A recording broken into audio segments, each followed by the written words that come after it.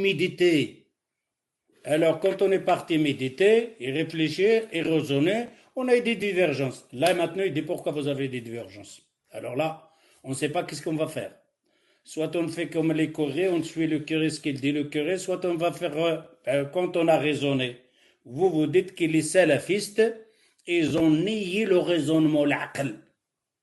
C'est comme les Mu'tazila. Les Mu'tazila, ils emploient l'aql.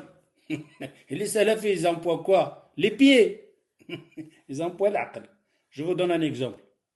Shafi'i, Imam Malik. Ok, rien que ces deux-là. Je ne veux pas ramener les quatre. Shafi'i, c'est qui? C'est l'élève de Imam Malik. Si donc Al-Sunnah al-Jama'a, les salafis n'emploient pas le raisonnement, ce Shafi'i ne sortira jamais de Madhab Imam Malik. Car il doit le suivre. Il ne doit pas réfléchir avec son cher. C'est le cher qui l'a dit. Shafi'i, tu dois suivre. Mais non.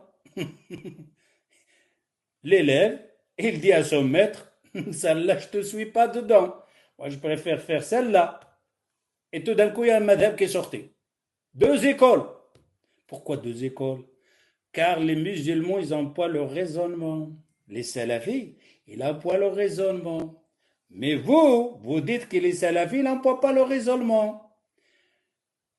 Vous employez le raisonnement comme Mu'tazila, ou l'Asha'ira, ou le Qadariya, ou le Murji'a, ou le Mujarra. Vous savez pourquoi? La différence entre les salafis, ils emploient le raisonnement à l'intérieur.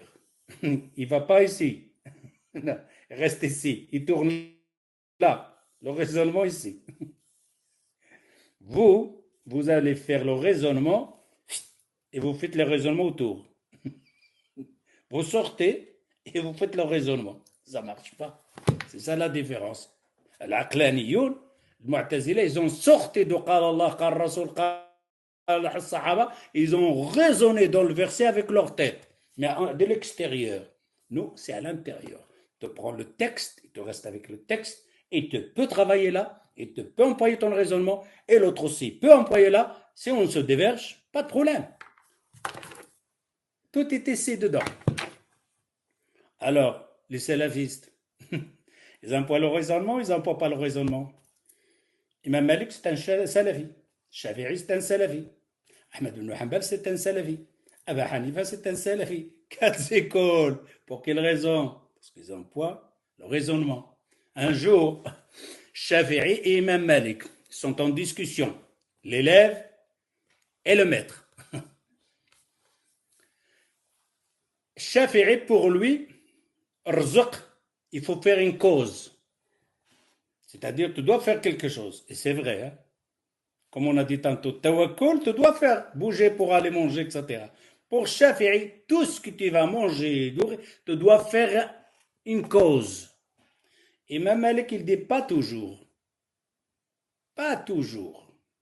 Tu peux manger sans faire les causes. Shafi'i, il n'est pas d'accord. Il est parti. Il a aidé quelqu'un ou quelque chose, il lui a donné une date.